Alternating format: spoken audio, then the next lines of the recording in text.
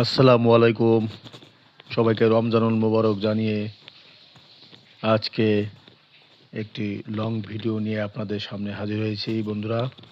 দেখেন, সবাইকে আজকে অনেক ভালো লাগবে আশা করি আমার এই ভিডিওটা।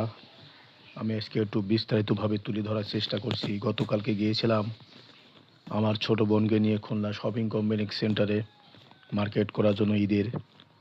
দেখেন, আমরা কিন্তু প্রথমে খুলনা শপিং কমপ্লেক্সের লিফট যোগে দোতলায় উঠলাম। দোতলায় দেখেন বিভিন্ন আউটলেট, অনেক শোরুম, হ্যাঁ, জামা কাপড়ের, ড্রেসের, বিশেষ করে মেয়েদের, বাচ্চাদের ড্রেস কিন্তু ওখানে বেশি পাওয়া যায়।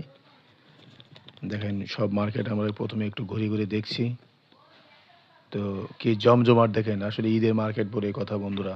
মার্কেট কিন্তু পুরাই আগুন এবং মার্কেটে প্রচুর চাপ, লোকজনের যেমন চাপ, দোকানিরা কিন্তু তাদের দোকান ব্যবসা নিয়ে, তাদের কেনা বেচা নিয়ে কিন্তু অনেক ব্যস্ত। কারোর সাথে বেশি কথাও বলা যায় না এবং কেউ কথা বলতেও চায় না, টাইমও দেয় না, কারণ সবাই প্রচুর চাপ। দেখতে পাচ্ছেন, দেখেন বাইরের পরিবেশ, বাইরে ফুটপাতেও ভ্যান গাড়িতে যেসব দোকানদার আছে, ব্যবসায়ীরা, তারাও কিন্তু তাদের বেচাকেনা নিয়ে ব্যস্ত এবং লোকজনের কিন্তু অনেক আনাগোনা দেখা যাচ্ছে। হ্যাঁ, তারপর দেখেন, আমরা কালকে প্রথমে সকালেই বেরিয়েছিলাম, মর্নিং আর কি। তো সকালে যে আমরা বড় বাজার, তারপর শপিং কমপ্লেক্সের কেনাকাটা করেছিলাম, বাট সম্পূর্ণ কেনাকাটা আমাদের শেষ হয় নাই।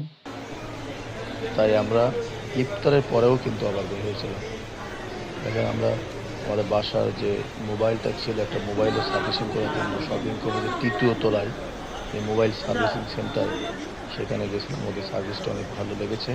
আমাদের মোবাইলের যে সার্ভিসিং যে কাজটা ছিল, ডিসপ্লের কাজ, সেটা কিন্তু সাকসেস হয়েছে। মোবাইলটা এখন কিন্তু সম্পূর্ণ নতুন হয়ে গেছে।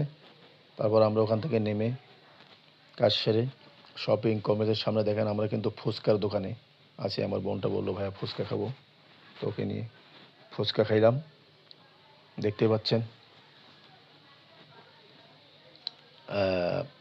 ভাইয়া অনেক ফুচকা বানায় ভালো।